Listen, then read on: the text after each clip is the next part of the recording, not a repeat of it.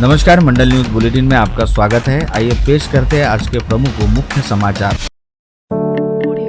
इस समय Israel Iran के बीच चल रहे युद्ध और अमेरिका द्वारा ईरान पर किए गए हमले के चलते पूरी दुनिया में ईरान सहित अन्य खाड़ी देशों से होने वाली कच्चे तेल की आपूर्ति बाधित हुई है और पूरी दुनिया पर ईंधन दर वृद्धि का खतरा भी मंडरा रहा है, जिसके चलते आए दिन ईंधन दर वृद्धि को लेकर कई तरह की खबरें भी फैलने लगी है और लोग बाग अपने वाहनों के ईंधन टैंक फुल कराने हेतु पेट्रोल पंप पर पहुंच जाते हैं। ऐसे में स्थिति को स्पष्ट करने हेतु अमरावती जिला पेट्रोल पंप डीलर एसोसिएशन द्वारा बार बार बताया जा रहा है कि इस समय सभी पेट्रोलियम कंपनियों के सप्लाई डिपो में आगामी 10 से 15 दिनों का स्टॉक उपलब्ध है और डिपो से पेट्रोल पंप तक पेट्रोल और डीजल की आपूर्ति भी सामान्य और सुचारू ढंग के साथ चल रही है। साथ ही पेट्रोल व डीजल के दामों में वृद्धि को लेकर अभी फिलहाल केंद्र सरकार व पेट्रोलियम मंत्रालय से कोई निर्देश नहीं मिले हैं, जिसके चलते शहर सहित जिले में पेट्रोल 105.11 रुपए तथा डीजल 51.65 रुपए प्रति लीटर की दर पर बिक रहा है। इस संदर्भ में जानकारी देते हुए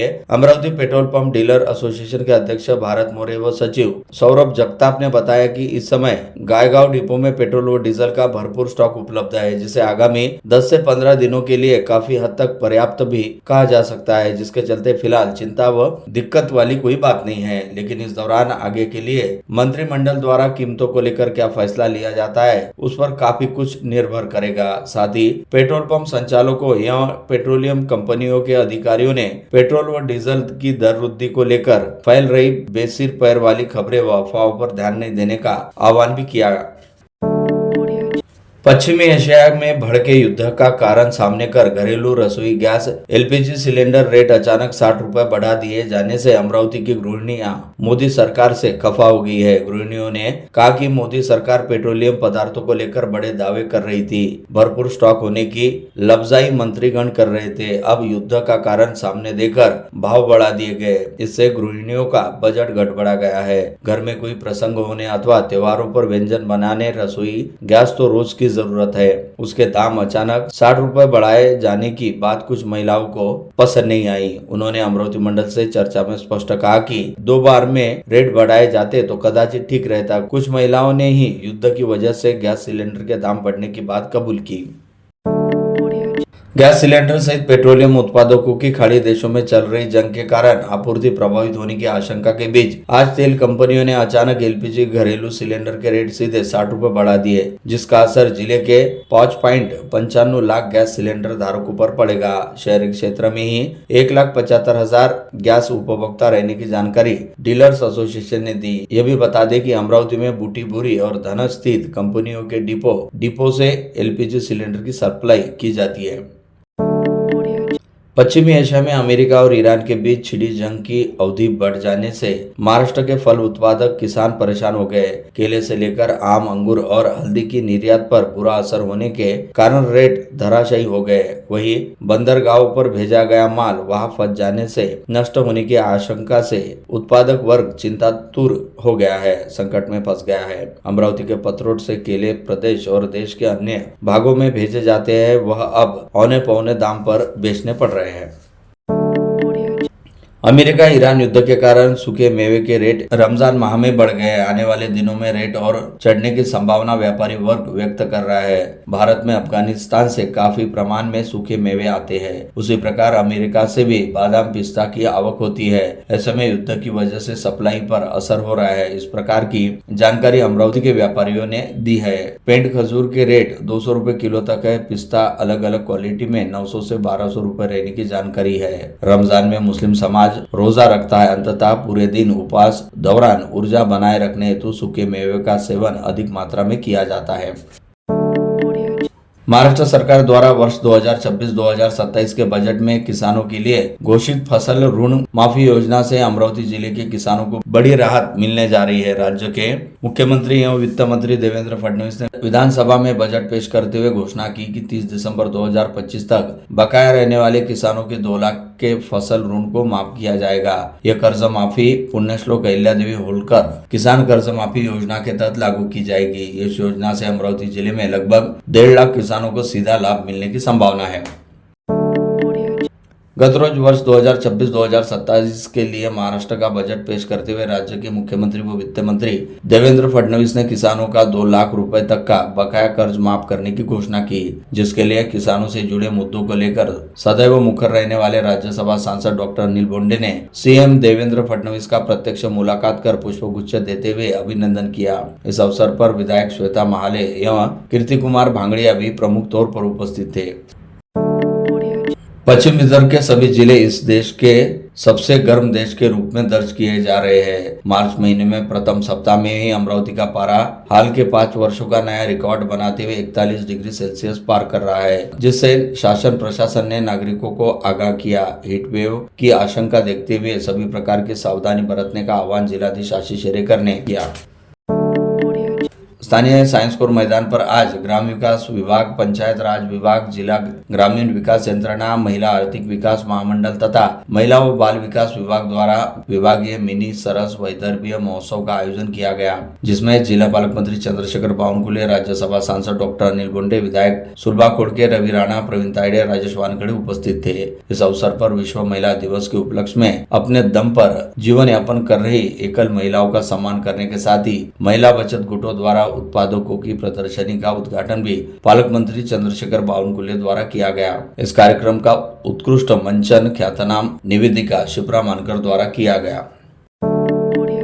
अंतर्राष्ट्रीय महिला दिवस के औचित्य को साधते हुए आज अमरावती महानगर पालिका की ओर से शहर की सभी नवनिर्वाचित महिला पार्षदों का भावपूर्ण सम्मान किया गया। इस हेतु संत ज्ञानेश्वर सांस्कृतिक भवन में आयोजित भव्य सत्कार समारोह में मनपा आयुक्त सौम्या शर्मा चांडक सहित मनपा के सभी वरिष्ठ अधिकारियों द्वारा शहर की महिला पार्षदों के सामाजिक, शैक्षणिक और राजनीतिक योगदान को रेखांकित करते हुए उन्हें सम्मानित किया गया। इस कार्यक्रम के दौरान नगर सेविकाओं को भारतीय समाज में शिक्षा की अलग जगह आने वाली महान समाज सुधारक सावित्रीबाई फुले की प्रतिमा भेंट देकर सम्मानित किया गया। समारोह में वक्ताओं ने कहा कि सावित्रीबाई फुले ने महिलाओं और वंचित समाज के लिए शिक्षा के द्वार खोलकर ज्ञान की गंगा घर घर तक पहुंचाने का ऐतिहासिक कार्य किया। सावित्रीबाई फुले का जीवन और कार्य आज भी समाज के लिए प्रेरणादायक है। उनके आदर्शों को अपनाकर ही समाज में शिक्षा, समानता और महिला सशक्तिकरण को मजबूत किया जा सकता है। इसके साथ ही इस अवसर पर उपस्थित महिलाओं ने कहा कि स्थानीय स्वराज्य संस्थाओं में महिलाओं की बढ़ती भागीदारी लोकतंत्र को और मजबूत बना रही है।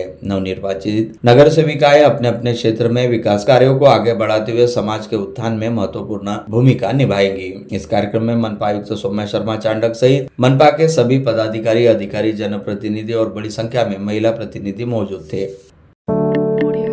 आज अमरावती जिले के दौरे पर रहने वाले जिला पालक मंत्री चंद्रशेखर बावनकुले ने अपने व्यस्ततम दौरे के बीच अमरावती मनपा प्रशासन द्वारा संत ज्ञानेश्वर सांस्कृतिक भवन में विश्व महिला दिवस के उपलक्ष्य में आयोजित महिला पार्षदों के सत्कार समारोह में भेंट दी तथा उन्होंने इस आयोजन की संकल्पना की सराहना करते हुए मनपा की सभी महिला पार्षदों सहित महिला अधिकारी व कर्मचारियों को विश्व महिला दिवस की शुभकामनाएं दी। इस समय अपने संबोधन में पालक मंत्री बावनकुले ने कहा कि राजनीति व प्रशासन में महिलाओं की लगातार बढ़ती भागीदारी के चलते देश में लोकतांत्रिक व्यवस्था को निश्चित रूप से मजबूती मिली है। साथ ही साथ सरकारी व प्रशासनिक कामकाज में काफी हद तक पारदर्शिता भी आई है। इस अवसर पर मंच पर राज्यसभा सांसद डॉक्टर अनिल बोंडे, विधायक सुलभा खोड़के, संजय खोड़के, रवि राणा, महापौर श्रीचंद तेजवानी, उप महापौर सचिन बेंडे, स्थायी समिति सभापति अविनाश मार्डीकर, मनपा के सभागृह नेता चेतन गावंडे आदि उपस्थित थे।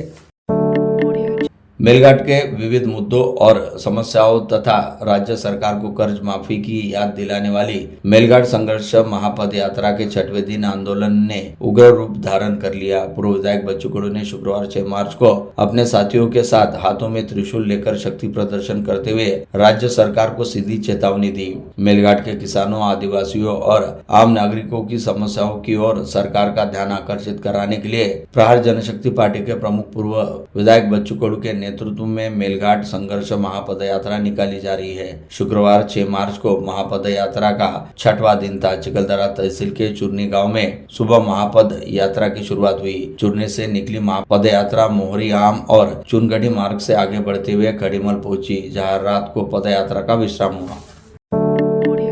जिले के महान संत गाड़गे महाराज की जन्मभूमि शेनगांव में कल 8 मार्च की सुबह 9 बजे गाड़गे बाबा स्मारक का भूमि पूजन किया जाएगा। इसके लिए शेनगांव के नागरिक श्रीधर नाइक ने अपनी 5 एकड़ खेती और चरण दर चरण 55 लाख रुपए देने की घोषणा की है। जानकारी आज दोपहर आयोजित प्रेस वार्ता में सुनील खराटे ने दी। इस समय श्रीधर नाइक, प्रदीप मालवीय, प्राध्यापक विनोद बिजवे, हबप ज्ञानेश्वर तिड़के, राजेंद्र गायगोले उपस्थित थे। जिले के सांसद बलवंत वानखड़े ने ग्रामीण पुलिस सिपाही भर्ती में ओपन कैटेगरी के लिए उपलब्ध सीटों के प्रमाण में बाहर किए गए उम्मीदवारों की भर्ती प्रक्रिया लेने हेतु पुलिस अधीक्षक ग्रामीण विशाल आनंद से चर्चा की। कांग्रेस जिला अध्यक्ष बबलू देशमुख भी इस समय उपस्थित थे। श्री गुरुदेव सेवाश्रम ट्रस्ट राधानगर में राष्ट्र संत तुकडोजी महाराज का 57वां पुण्यतिथि महोत्सव आयोजित किया गया। इस समय विधायक सुलभा खोड़के ने राष्ट्र संत के विचारों की विरासत के जतन का आह्वान किया। उन्होंने कहा कि इन विचारों से समाज में अपेक्षित मानव तैयार किए जा सकते हैं। अकोला के प्रसिद्ध खंडेलवाल ज्वेलर्स आभूषणों की 3 दिवसीय भव्य प्रदर्शनी और बिक्री आज से कैंप स्थित होटल ग्रैंड महफिल में आरंभ हुई। पहले दिन ज्वेलरी प्रेमियों का जमावड़ा देखा गया। उद्घाटन अवसर पर अमरावती के सांसद बलवंत वानखड़े, मनपा आयुक्त सौम्य शर्मा चांडक, दैनिक अमरावती मंडल के संपादक अनिल अग्रवाल, खंडेलवाल ज्वेलर्स के संचालक नितिन भाई खंडेलवाल, खंडेलवाल परिवार, MIDC एसोसिएशन के अध्यक्ष किरण पातुरकर, स्वीकृत नगर सेवक दिनेश भूप, संपादक विलास मराठे और गणमान्य उपस्थित थे। अकोला का खंडेलवाल ज्वेलर्स 6 पीढ़ियों और 100 वर्ष की विश्वसनीय परंपरा का परिचारक।